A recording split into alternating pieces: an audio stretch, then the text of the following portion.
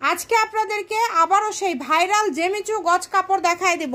এটা আপনারা নিতে পারেন, শাড়ির জন্য বেস্ট হবে। এত সুন্দর সুন্দর কালার আছে, অল ওভার কাজ করা, 2.5 হাত বহর, শাড়ি, গাউন, লেহেঙ্গা, সারারা, গারারা যে কোনো কিছু তৈরি করতে পারবেন।